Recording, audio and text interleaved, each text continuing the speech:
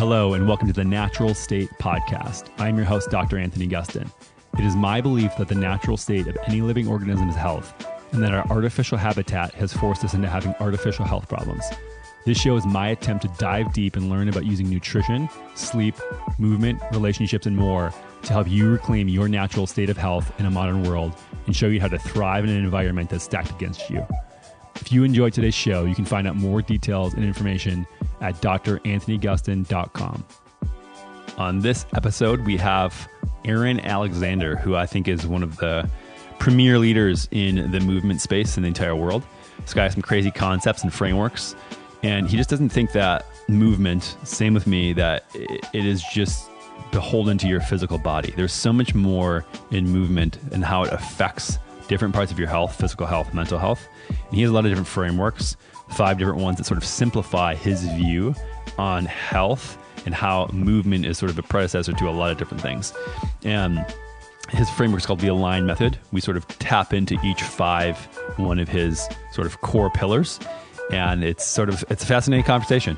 Aaron has dedicated his life to figuring this out and becoming a master of movement, but not only that, but trying to translate all of his learnings over the past 10 plus years into really actionable stuff that you can do at home to get more out of your health in really, really simple ways. So tune in and I hope you enjoy. This is one of the biggest things that I'm focusing on recently is just movement and how I can balance out sort of the focus on nutrition, sleep, stress that I've had and sort of neglected movement myself. And yeah, I just think it's super important. So tune in and I hope you enjoy. Before we get into today's episode, I wanted to tell you about how you can directly support the show. It is not free to produce this podcast, and I don't want to use the typical model of selling your attention to sponsors to fund the show. I want you to be able to take all of my health recommendations seriously without wondering if I'm being paid to promote something to you. If you want to support the team that is behind this podcast, head on over to either one of the brands that I've founded at perfectketo.com or equipfoods.com. I've developed the products for each of these companies with my insanely high standards because I couldn't find them anywhere else. Perfect Keto offers everything you need to support a whole foods-based ketogenic diet, from exogenous ketones to help you transition into keto and boost your energy, to super clean collagen bars that have been tested not to spike your blood sugar. It's literally the only bar that I know of that won't, and that's why I made it. Over at Equip Foods, we take real food ingredients seriously. You'll find only whole food ingredients like beef protein powder, sweet potato powder, grass-fed liver capsules, and more. If it's your first time trying the products at either one of these brands, use code NATURALSTATE for 20% off your first order. And if you feel amazing focusing on 100% real foods, awesome. These products are intended to support a proper foundation of health and nutrition, and they are not magic pills. All right, enough of that. Let's get into the show. Mr. Alexander, hello. Oh, man. How are you? Hello. Thank you so much for having me inside your digital space here. This is beautiful. Well, thanks for coming. I can't see you right now. We're recording this in a call. I'm curious, though, what position your body's in. You don't have to tell me what you're wearing. That's a good question. I'm wearing a little yellow banana hammock, and I'm actually wearing some EMF nut protective underwear. Are you familiar with these things? No. Are you familiar with these things? So it's like silver lined pouch for the boys that you put around the territory in the front. It's like a real thing to protect against electromagnetic frequencies while you're like in airports and stuff. I am sitting up against, that was far more information than anyone ever would need. I'm sitting up. I have my computer set up on my cold plunge. And then I'm sitting in kind of like a kneeling or like a seiza, if you want to be fancy and pretentious position, which in Japanese means correct sitting. And that's what I'm doing. Good cue for assuming I'm sitting in some strange position. I figured it'd be something strange. There was no pre warm up for that. That was good. And then every 14 seconds, whenever you switch positions, just let us know and we'll reconvene in that. Yeah. Let's follow up. Yeah, I mean, you're just one of these guys who I think is sort of a world expert in movement and just the way you approach it. It's not a very specific thing where some people just get sort of down the rabbit hole on one type of movement, whether that's weightlifting or different workout, gymnastics, etc. And you sort of have taken your approach to health and created movement as a vehicle to explain to people, how they should be approaching, their optimal health and finding their journey. So, I mean, you were on before, one of the first podcast episodes, but just for people who maybe haven't tuned in that episode, what got you to this point? I mean, you clearly are very, very interested in how the body functions, the body moves. And what is this origin story? Where does it start? The primary culprit of origin story would probably be just like lots of insecurity that was masked by muscles in the form of like bodybuilding and lots of supplements and just trying to cake on as much muscle as possible. And then fast forward several years into injuries and imbalance. And then further down the timeline into like putting the parts back together. So studying Rolfing and going to massage school and, cranial sacral and visceral manipulation and getting into martial arts and different forms of dance and obviously various different forms of like physical therapy training. So it's just been an ongoing process of putting the parts back together.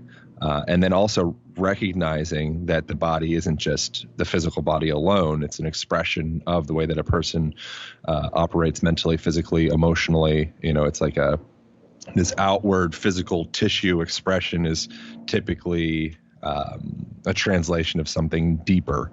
And so working on slow and steadily kind of putting the parts back together mentally, emotionally, and physically, because they're all the same thing. Right. Yeah. And so you touched on sort of the movement being a representation of what's inside. And I mean, you have a lot of great philosophies and sort of principles around movement in general, but maybe just walk us down a little bit if people aren't familiar with that concept of the physical body showing what's sort of internal. Yeah, absolutely. Well, I mean, so there's all sorts of interesting research that's been done. The really popular one was like the Amy Cuddy research that was done in Harvard. That was like the second most popular TED Talk. There's been some debate around the efficacy of the research. As with any research, there's like that Lancet article I'm sure you're familiar with. It's like over 50% of all scientific studies are kind of not up to snuff, and can be potentially dubious in various capacities. I'm surprised it's that low. Yeah, exactly. I mean, exactly. Well, I'm sure the Lancet article was off as well. I mean, it's like I think that when we are trying to, the flashlight of science kind of points where it chooses. And the same thing, like your bias on your perspective on the world. It's like when you get a new car, like, well, oh my God, everybody has a Toyota, whatever.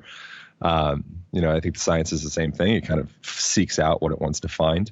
But nonetheless, there was interesting research done by Amy Cuddy and several other researchers that showed that by being in a hunched over position for just a short amount of time, it was 2 minutes, they did saliva samples and they found there was actually hormonal change based off of just that short time in that pattern. So being hunched over, cortisol levels went up, testosterone decreased, and the inverse happened when they went to like the superwoman pose. It's become a popular term. And so that's very interesting. There's other, this is the last little like research thing I'll say with that, around it affecting your memory recall. So your postural patterns. This was done at San Francisco University, and they took two groups of students. One group was similar thing, hunched over in that position. In the book, the Align method, we call it the Mopey archetype, the Mopey position. And when they're in that hunched over position, i.e. like staring at your cell phone, staring at your screen, hunching over at a chair, it's easier for the students, or was easier for students, to recall depressive memories. And then when they're in an upright position, it's easier for them to recall more like uplifting, fun, positive, in quotations, memories. And the reason for that, could potentially, I mean, it's pretty hypothetical and debatable, but you're continually anchoring. Like, have you ever heard of a song that makes you feel a certain way? It like it takes you back to a moment back in time. You're with a girl and it was her first kiss, or maybe you have like a sport song before you're going to the game. You put this thing to like rev you up. Well, that's in neuro-linguistic programming talk. That's called anchoring. And so you're anchoring your physiology to every time I hear that sound, kind of like Pavlov dog stuff. The dog's mouth salivates when the bell rings. So when I hear that sound, it makes me go into this physiological state. Well, you also can anchor yourself and do anchor yourself posturally. And so throughout your life, when you express certain postural positions, that's an indication like, okay, Anthony feels this way right now. Oh, wow. All of a sudden my shoulders come back and my neck gets long and I feel like, wow, I feel like I'm like standing on top of the woolly mammoth in like, ancient times. And it's like, okay, cool. I've I've conquered the woolly mammoth. I'm winning. I can relax and pull my shoulders back. When I go forward, I'm in a position of like, okay, I'm fighting a woolly mammoth and I'm in defense mode. So we've been anchoring these positions throughout, I would say millennia, but certainly at least through your lifetime. And so if you can start to pay attention to your postural patterns on a momentary basis, you can start to gain a more semblance of control of not just your physical movement, but also, so says research, and just seems sensible, your thoughts and feelings and emotional life. Right. So it goes both ways. So your movement dictates your internal world and vice versa.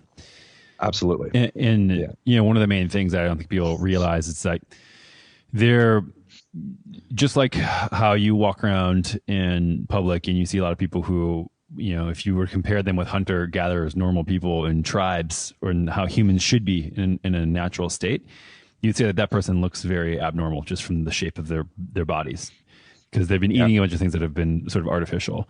And then the big thing that I think that you do a really great job is outlining different ways in our environment and how they're artificial now, that I think people, they sort of understand the concept that food, eating a Snickers bar, eating McDonald's, that's not normal and that's not natural. Yet, people, eat salads, can eat great food, but really smart people don't really understand the things that are environment that put us into compromised positions that are unnatural.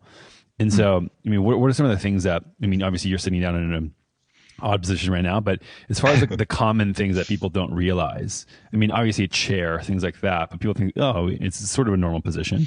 What are some of these common areas where people get roped in and sort of forced into positions? Well, so the really obvious one that everyone's talking about, at least in this little echo chamber that I live in, is the James Levine quote, "Sitting is the new smoking." So chairs is certainly a thing, but it's really not the chair itself. Chair is just a tool. And with anything, you can use a tool to, whack yourself, use a hammer to whack yourself in the head, or to build a house. So the chair is a similar thing. There's all sorts of amazing things that you can do with a chair. It's when we, from a young age, like just painting a little picture, you think you're a baby and you're going through these developmental patterns that also structure yourself neurologically and physically, emotionally. You need to actually go through those patterns of cross crawl and going back onto your back and going to your belly and extending your spine. And then you get up into your haunches and you're in that squat position that you're standing and wobbling. Well, you fall and you go through it again. It's such a beautiful moment to watch a child go through that pattern and really starting to structure themselves. And then they get put into a child seat in a car, which hunches them back into the fetal position. Then they get put into a stroller, which hunches them back in the fetal position. And then they go into kindergarten or first grade, and now they're hunching over this chair, and now they're exposed to screens, and then it's and even when they're not in the chair, they have just abnormal shoe wear on and footwear on. And I think this is one of the things too, of no wonder people's feet are so unconditioned, and they can't balance, they can't do things. The people have taken away all need to use the muscles in their foot from the first step they take, literally. And then it gets even weirder when you think of the bracing of your foot in that shoe. Okay, that sets your whole body up for this whole sequel of events. But then think of the bracing of your ocular muscles, your eyes. So when you are, just take a moment and, maybe you have a panorama to look out onto. Hopefully you do. It's great if you do. I have one here. I'm looking up into the clouds and the trees out beyond me.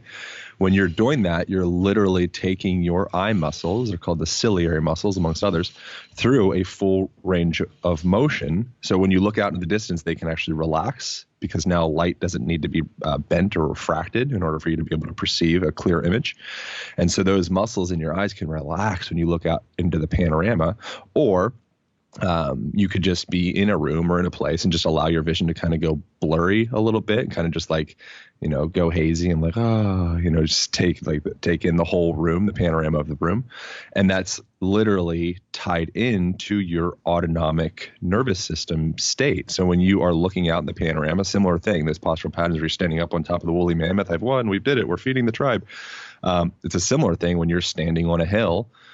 Take yourself back 10,000 years ago, you're on a hillside and you're with your your girlfriend and family, and you're looking out over the hillside, and you're looking out over the pasture, the prairies and the trees and the clouds, that's not really a time to freak out. That's a time that while you're taking it in and you're resting and digesting and restoring.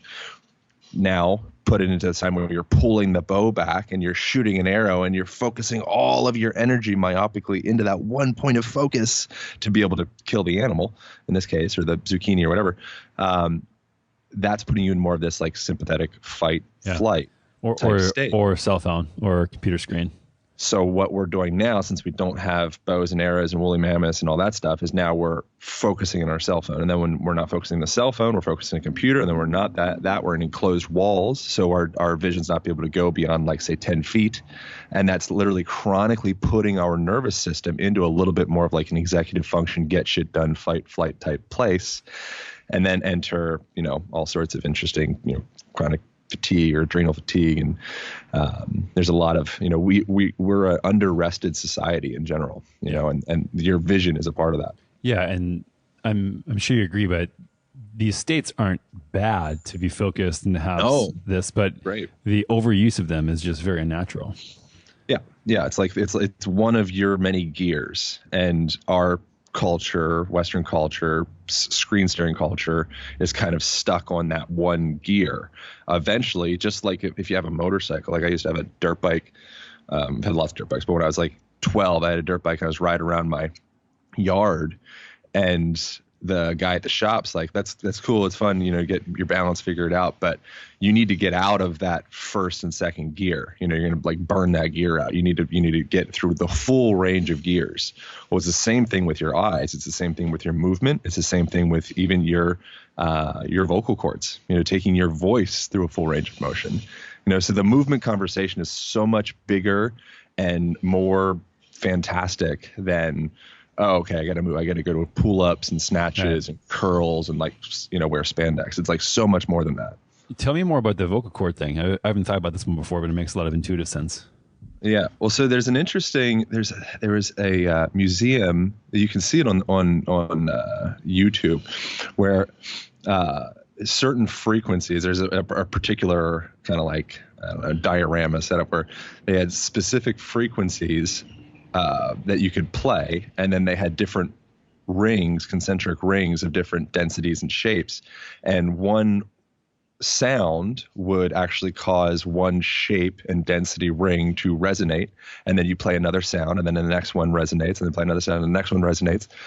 So that's just kind of an interesting thing of thinking of how your voice is actually a healing tool that can go through and reverberate, resonate certain parts of your own body. It's like, sound healing. People get out tuning forks and all that stuff. That's essentially what they're doing.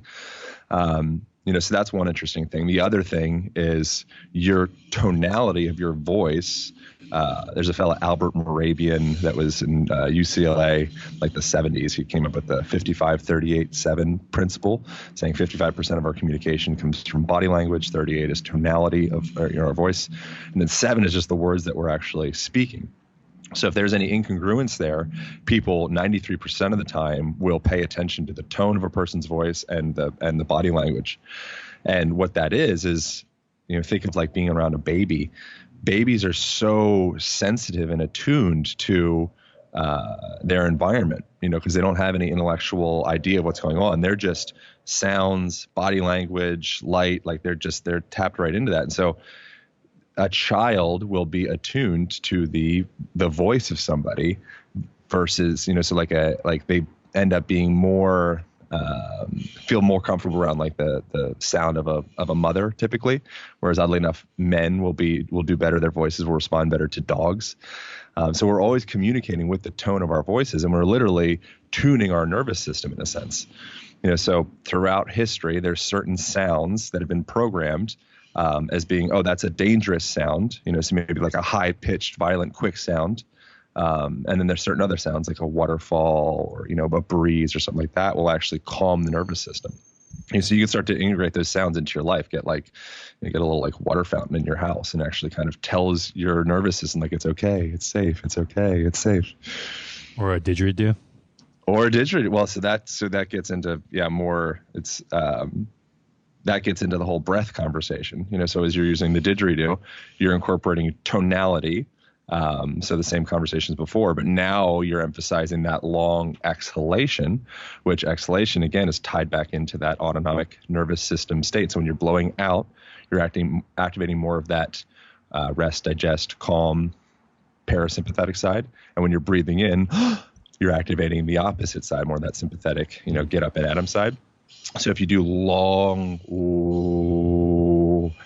like oming in yoga, it's like, oh, there's a reason they've been doing that for 5,000 odd years, or probably longer than that. They're tuning their nervous systems, and they're starting to downregulate and go into more of this rest, digestive, healing type state, using not just the tonality of their voice, but also the air pressure. So they're playing with like, okay, when I do this long out, that's an indication that I'm restoring myself. It's very fascinating. Yeah. And so obviously this stuff can be really confusing really quickly for people who have no concept of it. So I'm super pumped that you decided to take a couple of years of your life and put all of your principles into a book. And so thank you for that. Appreciate it. More people need to be focused on this stuff. And you've sort of codified it into 5 main principles that I'd love to chat about.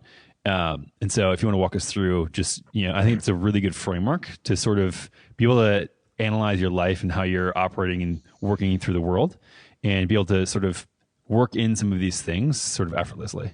Yeah. Well, so with the 5 principles that we broke down, and it was also co-writer Phil White, who's like a superstar in this world. He's like co-written with, he's done stuff with Laird Hamilton, XPT, and he's done co-written with Kelly Starrett, Supple Leopard guy, and Pavel, and all sorts of great people. So he was like the perfect person to team up with on creating this. So the way that we put together the 5 fundamental principles to integrate into each day was essentially things that you're already almost doing, but just not quite. So something really simple was just integrating more hinging from your hips throughout the day. So every time that you go to brush your teeth or chop some vegetables or pick something up off of the ground, those are all opportunities to cultivate your movement practice, so that when the time comes that it actually matters, you need to do whatever you're wrestling somebody, or you slip on some ice, or whatever it is that you like, okay, wow, I really need to come online right now. Your body has 6 months, 2 years, 10 years of practice for that moment, because you're always integrating more effective mechanics into your daily life. So something as simple as just subtly augmenting the way that you bend over to pick something up and making that more of an intentional practice on a regular basis is the difference between, blowing out your hip or a disc herniation or any of those things in 5, 10, 20 years. So how would one think about a proper way to work that in? So like obviously, like you said, like there's moments in time where you can sort of get these things in that most people don't take advantage of. But what does that look like? Is it just acting like you're bending over to pick something up? Do people need to worry about form? Is it just get your butt behind you? So when if you squat down a little bit and your booty goes back, then that's going, and you keep your spine nice and long, kind of pull the chin back ever so slightly. So it's like the spine's kind of like, imagine you have a dowel and it's on the back of your head, and then it connects down to the thoracic spine and then down to the sacrum. It's connecting to all those points. As you lean over to pick something up, or like I said, like you're leaning over to hinge over to wash your hands in a sink or something like that, you can practice doing that neutrality of the spine, and then bring the booty back, and then you're gonna be hinging from those hips, and now you'll literally start to feel those the butt muscles start to fire, which now that's translates into you actually developing the strongest joint complex in your body, which is the muscles around your hips, and then also kind of starting to cultivate like a little bit of a tush, which is it's good for everything. I think that the reason that there might be a few reasons, but I think an interesting reason that typically people in general find a healthy butt attractive is anatomically, it's an indication that person is a strong, robust animal or organism that's able to build shelter and hunt and gather, and it's a sustainable being to get involved with. Whereas if someone doesn't have that, it's kind of like bringing some kind of like malware software, and you're like, oh, that computer, the software programs you're running on that machine, they're kind of funky. I think it's gonna, you're draining I don't know, disk space or memory or hard drive, whatever. But if we can start to tap in to the natural mechanics of our bodies, it's a more effective system to occupy. And it's also more attractive at the same time, because I think that's what we're looking at. Yeah. I mean, I think that the vast majority of attractiveness and like physical attraction is just based upon those principles, like you said, of, there was a reason for it in the past. It's not like this is just all artificial things.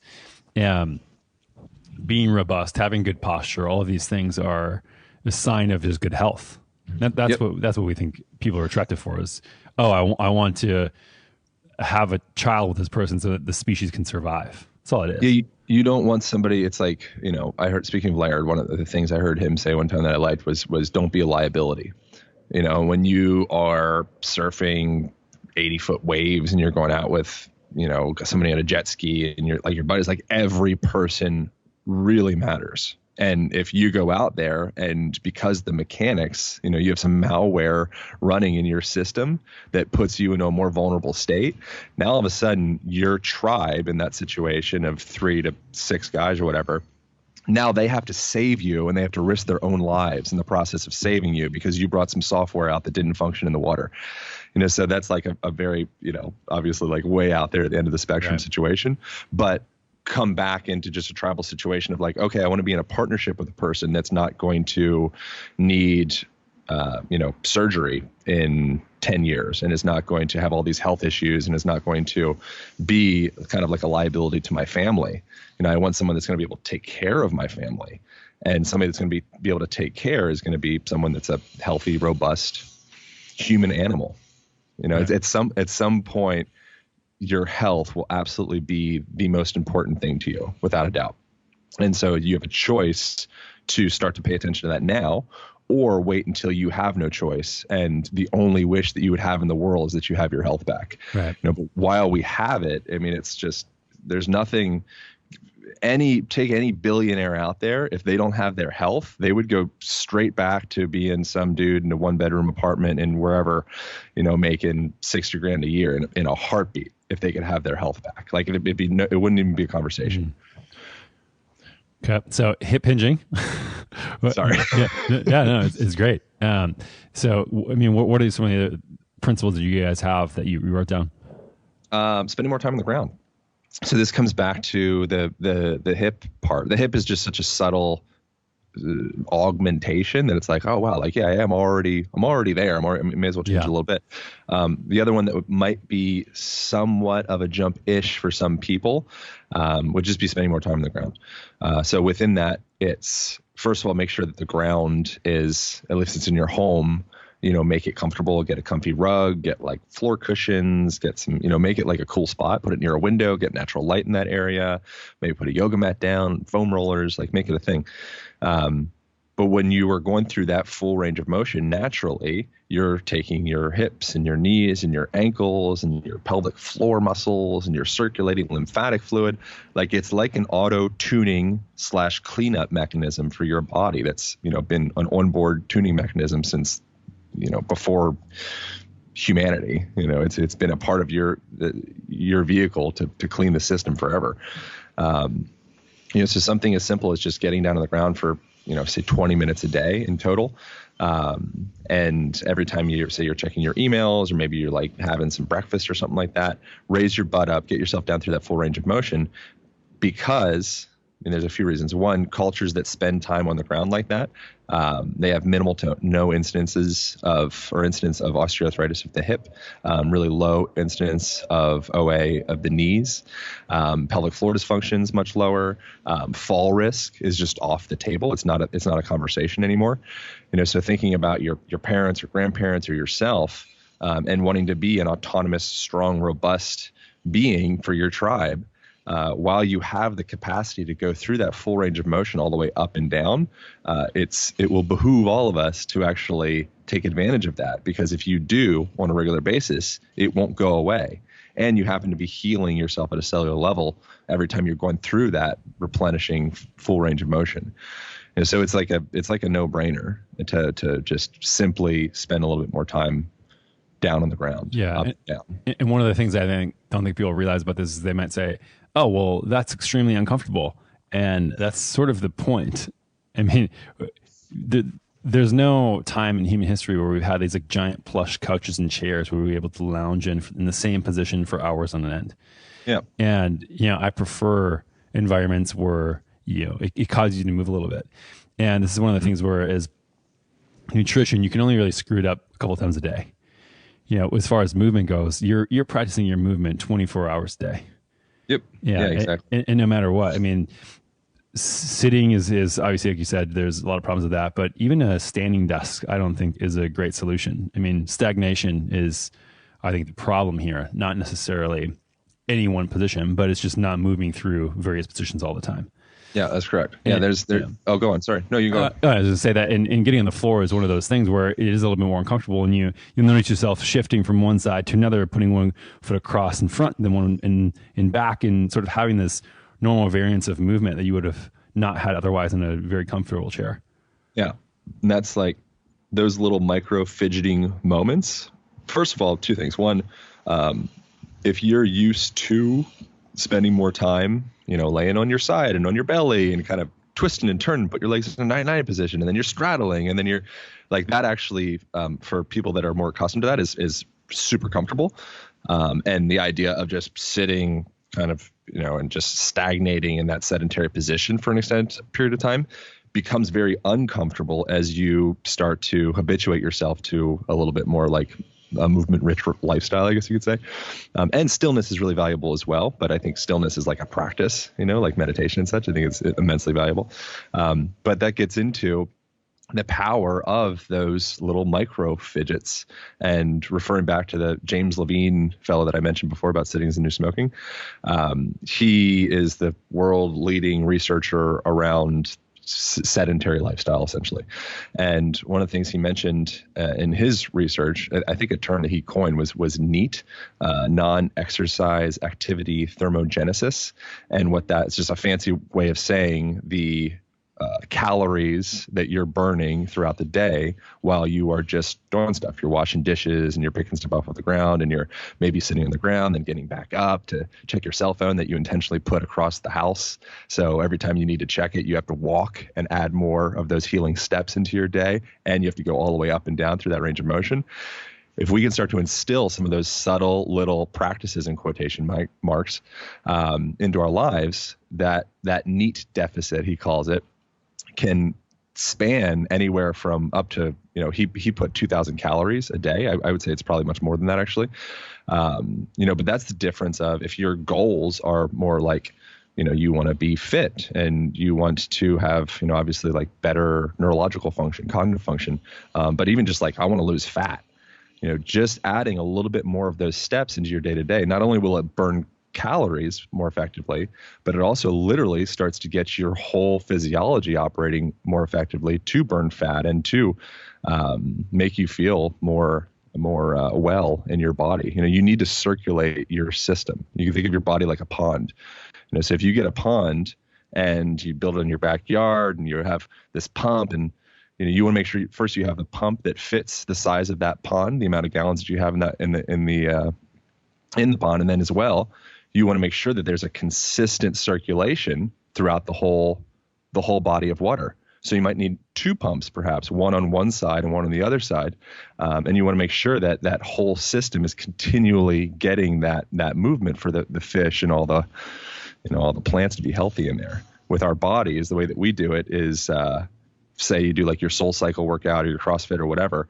It's like you turn that pump on and you banged it hard for 45 minutes and then you just let it stagnate the rest of the day.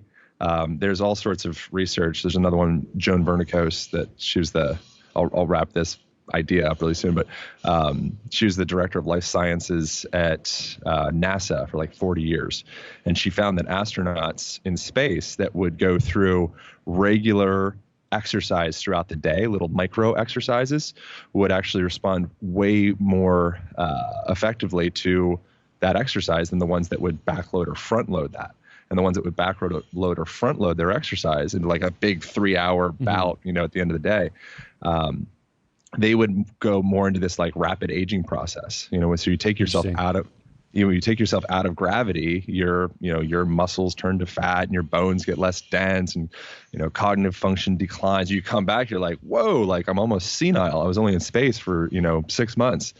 But if you can integrate more small little titrates of movement throughout your day as an astronaut or as a human being in general, in gravity on Earth, your body responds to that more effectively. And you're like, okay, cool, I get that. I've been doing that for millions of years. Totally get it.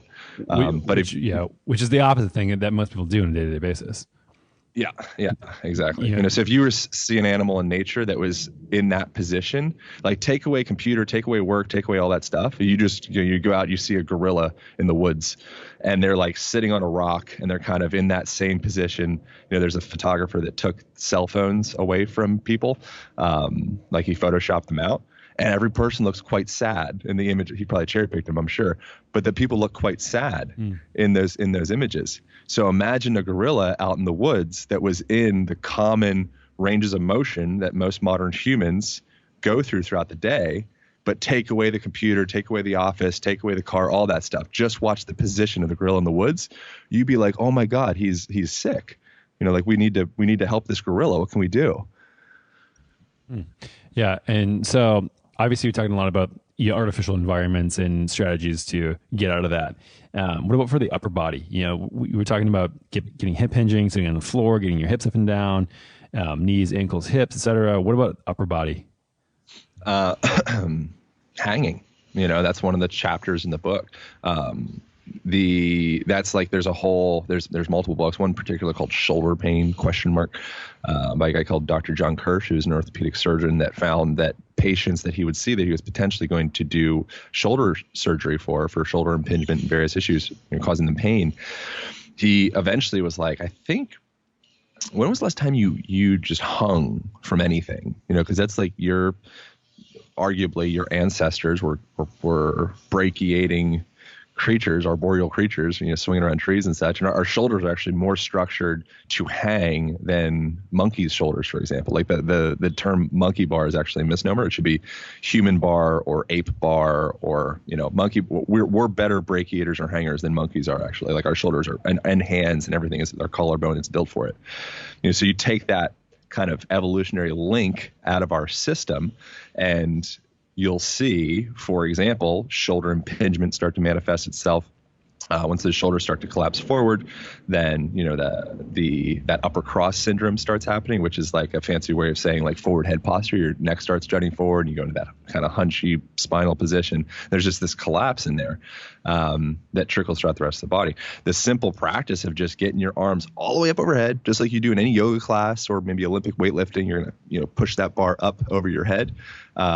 But instead of doing that, do that as well if you're into it, but just hang. Get a pull-up bar in between your doorway in your office or any room that you walk through regularly. Find a tree branch outside. That'd be even better because now you're getting sunlight. Maybe you're grounding and maybe, you're doing all that other stuff too. But just in the book, we recommend just a minute and a half of hanging total each day. So that could be 15 seconds, 6 times, or however you want to break it down. And once again, that's that little pump of the pond. You're circulating those fluids. You're restructuring the shape of that shoulder girdle. You're opening up space between the ribs and the intercostal muscles to open up some more space for air to get into your lungs and your heart as well. Your organs are not just this like isolated bags inside of a vacuum. Like your organs are directly connected to your movement. So when you go through that contralateral motion, for example, it's almost like you're rinsing out you can imagine like your viscera, your guts. It's almost like imagine you're rinsing out a rag. If you had some gunk in that rag and you wanted to get that gunk out and bring new replenished fluid back into the rag to clean it up, you would take the rag and you would twist it. What do you do every time you walk? You're literally taking those rags and you're twisting left, twisting right, twisting left, twisting right. Similar thing when you go up overhead like that. Now I'm gonna hang the rag out in the sun for a little bit and kind of let the air blow underneath it and kind of air it out a bit. This is a little bit of stretch of an analogy, but when you go up overhead like that, you're opening up all those bags. If you keep those bags going through that full functional range of motion, then that's an indication of a healthy organism. At a cellular level, you respond. A fancy term for it's called mechanotransduction. When your cells get twisted and pulled and go through those ranges of motion, they have a cellular response. And in this case, that cellular response is wellness. So you need to take those your little cell bags through their full range of motion, and hanging is a great way to do it. Right. And again, this is just a normal way that we should be expressing our movement. This is not something that we need to add on top. This is just what our normal environment should be comprised of. Yeah, exactly. Okay. Yeah, go ahead. I was just say, if you haven't, these are things that it's like, if you haven't been doing these things, this is a gentle reminder that now is a better time than as good a time as ever to catch up, because it's a part of your humanity. I'm not suggesting people get like a Abersizer thigh thruster, some apparatus machine thing that's like isolates your bicep brachialis because it'll make you more attractive or whatever. It's like, no, this is a part of the functioning of the human animal, and so it's they're not big asks. There's no big asks in the book. Right. And I mean, I think that people wanting to look attractive is, like you said, even at the beginning of the episode, it's like sort of insecurities can drive that, but I don't necessarily think that's a bad thing if it's not insecurity driven. And I think if people just want to look good and feel good, like that's totally fine as well. And I think there's sort of a stigma around that if you're working out to look good, and if you have that motivation, then you're doing something wrong. I agree. And I think that a lot of these things that you're talking about will sort of lead you in that direction regardless. Correct. Yeah. So you can jump yourself to the abs or the pecs or the delts or the whatever you're into, the butt. And so like an interesting example of this might be a little bit of a stretch again, but people that have a more robust grip strength will have significantly less incidence of cardiovascular disease. It's potentially even a better marker than blood pressure. Like if you have a really weak grip, you're like, okay, wow, that's your cardiovascular system is probably a little bit, it could use some work. So you could jump forward and say, okay, well, I want good heart health, so I'm going to get a wrist exerciser strengthening ball thing. I'm just going to squeeze this ball and sit in those same positions, do the same thing. It's like, no, that's not it. That's not what that's not the correlation, the connection in any of that research. What it is the person that has that strong grip strength, it's an indication that they are essentially doing the things that we're describing. They're doing manual labor, and they're reaching up overhead, and they're grabbing, and they're pulling, and maybe they climb a ladder every now and again for whatever random reason. And they're playing, and maybe they're grappling, and they're twisting, and they're pushing. And naturally, that grip strength manifests itself by you occupying your body more effectively. It's a similar thing with like the more vanity focused fitnessing. I don't think there's anything wrong with it. With anything, it's always just it's not what you do, it's why you do it. Right. But you naturally will be a more attractive human being if you actually just take your body through these functional ranges of motion. So we don't need to jump any steps and go straight to like, okay, I'm just going to isolate the pecs or isolate the biceps. It's like all that will happen if you just go through activities that you genuinely enjoy in your life from like a movement perspective, at least. Yeah, exactly. And I think some of the things that can discourage people from getting going if they haven't done any of this stuff is that, they look at maybe your Instagram and they see you being able to do all this complex movements and have full control. And if you're used to just sitting in a chair for the last 20 years and you haven't moved your body is literally shaped a different way than what it should be. Yeah. And it's going to take a long time to get to that point. And it's okay to be uncomfortable. But maybe this would be your argument as well. Like what I would say is that you just need to get out there and start getting some regularity to it. And the more you can do it and get after it, whether that's straightening up your posture, changing things around, the better you'll feel. But it takes time.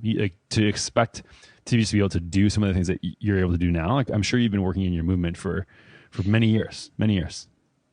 Yeah. And I still have so much to work on. My body, I feel, like I'm maybe middle of the road as far as like where I would like to be.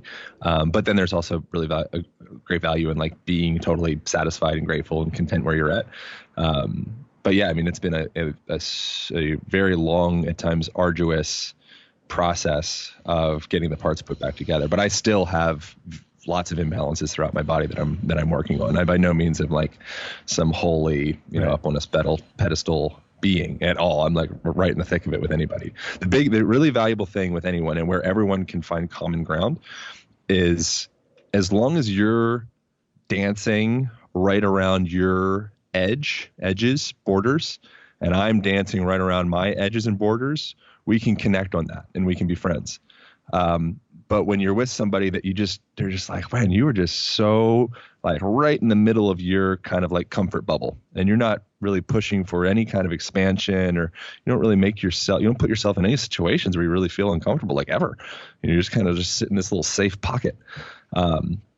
For me, I typically don't get a lot of value from being around those people. But for, somebody else, that they might, to each his own. But it doesn't matter if someone is deadlifting, 800 pounds, or if someone's deadlifting 45 pounds, as long as they're both respectfully sitting right at their edge. So that's the big thing. I think that if you can figure that out in life, I think it's one of the most valuable assets a person can have, is first of all, respecting your boundaries, knowing where they're at, not just blowing them out, because then you'll just end up having lots of injuries and issues, and, it's not going to be a long road for you. But also not playing it so safe that you never actually even visit the boundaries, because then you're not going to grow, and then you're going to suffocate on your own fear. So no matter who the person is, girl, guy, kid, whatever, that's the one commonality that I see consistently among everyone. So I think that's a really important thing. Yeah. And I mean, I think you make a good point. Movement or otherwise, I think that movement's a really great area to improve your body and your physical health, but also that can translate to the way you attack problem solving just in your day-to-day life. And you see this with, I think CrossFit was sort of one of the first things to bring people to that edge and really push them and see. We could talk about, if CrossFit is good for people to do or not, but in general, I think it taught people sort of like that work capacity of their bodies, that they didn't know they were able to work at that end range more than they thought. And I think that one of the main reasons why it was so popular and still is because that translates the rest of your life. Yep. And one of the other primary reasons is people in large part are dying for community and dying for touch. And, when you put yourself, that's why I think we join gangs. That's why we put bumper stickers and stuff on the back of our cars. It's an indication, like, I'm a part of a crew. I have a tribe. I have my Dunbar's 150 whatever beings that work together. We take care of each other. So in CrossFit, you get all that. And you're pushing boundaries in a safe-ish container, sometimes less safe than others. And you're getting touch, so there's a whole chapter in the book as well. The Align Method is the book that it's all about touch, and it gets into essentially how touch is, it's almost like a nutrient, and when you are deprived of that touch, there's a thing that happens with children particularly, but I would say it happens with adults as well. But, it's more studied and defined with children. It's called failure to thrive. So when you're not getting adequate touch from your mother, friends, community, tribe, what have you, it's an indication that you're not being adequately taken care of. And maybe it's not a safe time for you to grow and for you to bloom. So you're like, okay, well, I'm going to maybe go into this hibernation mode now, because if I do start juicing up my metabolism and, building my cells and growing, I don't know if anybody's going to be able to contain and be able to take care of that. So what you'll see in, particularly with babies, if they are like, there's the Romanian orphanages, it's a really great example of it, or babies in like incubators, just adding a little bit of touch into that experience when they're in that isolated tube, or orphanages in the Romanian case, literally just causes their whole physiology to start going, whoa, it spins it up. And, babies in incubators end up getting out a lot sooner. They end up growing dramatically faster than ones that are not massaged and touched just a little bit throughout the day. And the same thing in the Romanian orphanages, just as another example, when they were able to introduce a little bit more touch to the children, they go from failure to thrive, where they're literally just not growing. There's all sorts of like emotional malformations as well, to beginning the process of starting to blossom and starting to come into their own and starting to feel safe and connected. So every time you give somebody, and I'm sure you feel this too, there's some people that are extra touch deprived. I've been that way many times throughout my life. And you'll give them a hug, or whatever it is, shoulder tap, hands, whatever it is, but a hug in particular. And at first there's a little bit of almost like trepidation or fear of okay, it's trying to feel stiff. Yes. Oh, what is this? Okay. And then if you give it a second, I'm not saying everybody needs to do a Venice, 35-second hug or whatever, but there's instances of this, where, and I've seen it lots and lots of times.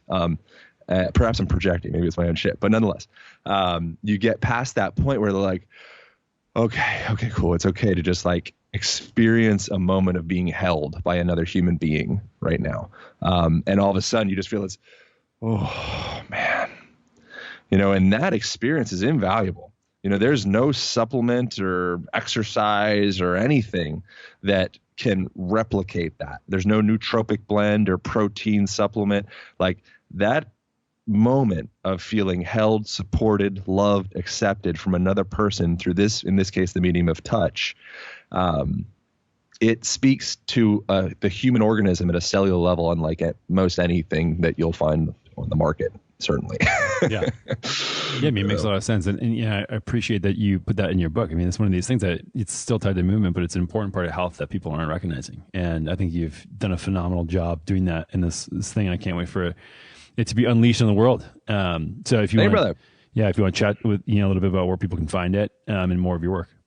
Yeah. Thank you so much, man. Well, it depends. So if you're listening to this before December 24th, 2019, it's up for pre-sale. You go to thealignbook.com, and Align's ALIGN, and all the pre-sale stuff's there. And there's some bonuses of how to align your travel and how to actually effectively spend time on the ground.